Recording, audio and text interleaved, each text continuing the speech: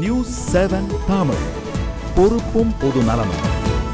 தேனி மாவட்டத்தில் நியூட்ரினோ ஆய்வு திட்டம் அமைப்பதற்கு விவசாயிகள், சுற்றுச்சூழல் ஆர்வலர்கள் ஆரம்ப முதலே எதிர்ப்பு தெரிவித்து வருகின்றனர். இந்த திட்டம் தொடர்பாக விஞ்ஞானிகளின் கருத்து என்ன என்பது குறித்த செய்தி தொகுப்பினை இப்பொழுது பார்க்கலாம்.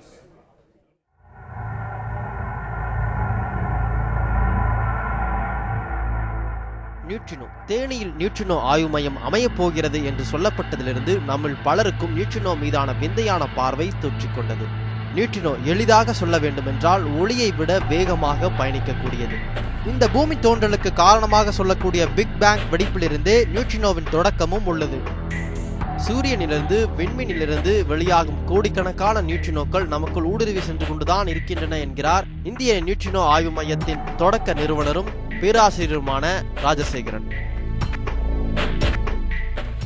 உலகத்தில் உள்ள எல்லா பொருள்களும், உயிருள்ள பொருளும் உயிரில்லாத பொருளும் அணுக்களினுடைய சேர்க்கையினால தான் ஆனது.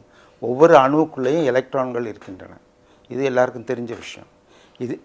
இது மாதிரி நியூட்ரினோ என்னும் இன்னொரு பொருள் அணுவில் உள்ளே இல்லை, ஆனால் அணுக்கருவு சிதைவும் போது அது உண்டாகிறது. இந்த நியூட்ரினோக்கள் பிரபஞ்சம் முழுவதும் வியாபித்துள்ளன.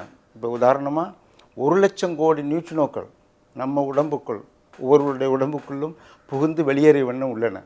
அதனால் இது ஒரு அபூர்வமான பொருளே கிடையாது. நியூட்ரினோ ஆன சமுத்திரத்தில் தான் நம்ம வாழ்ந்து கொண்டிருக்கிறோம். இந்த நியூட்ரினோக்களை தான் ஆய்வு செய்ய போவதாக சொல்லப்பட்டுள்ளது. இதற்காக தேர்வு செய்யப்பட்டுள்ள மலைதான் போடி பொட்டிபுரம் அருகே உள்ள இந்த மலை. காஸ்மிக் கதிர்களின் வீச்சுகளிலிருந்து தப்பி அயன் கலோரிமீட்டரில் நியூட்ரினோவை கைப்பற்றவே மலையை துளையிடுவதாக சொல்கின்றனர் விஞ்ஞானிகள். There are studies published saying that neutrino can be used as a weapon. சமீபத்திய சில ஆராய்ச்சிகள் இந்த நியூட்ரினோவை ஆயுதமாகவே பயன்படுத்தலாம் என்று கூறுகிறது. நியூட்ரினோ எதையும் தாக்கி அழிக்கக்கூடிய சக்தியை கொண்டது. மறைந்திருக்கும் அணுகுண்டுகளையும் நியூட்ரினோவின் பீம் மூலமாக கண்டறியலாம். இதன் கதிர்வீச்சு மிகவும் அதிகம். அணு ஆயுதத்தையும் அழிக்கக்கூடிய வல்லமையை கொண்டது இந்த நியூட்ரினோ.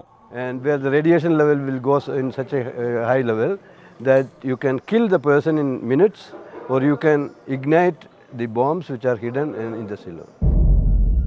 அணு ஆயுதம் மனித குலத்துக்கு பெரும் அழிவு மிக்க ஆயுதமாக பார்க்கும் இந்த நேரத்தில் அதை செயலிழக்க வைக்கும் திறன் நியூட்ரினோக்கு உள்ளதாக சொல்லப்படுகிறது. அப்படியெனில் அது அடுத்த கட்ட அழிவு ஆயுதங்களின் தொடக்கமாகவும் இருக்கக்கூடும் என எண்ணப்படுகிறது. மகா தமிழ் பிரபாகரன், நியூஸ் 7 தமிழ், தேனி.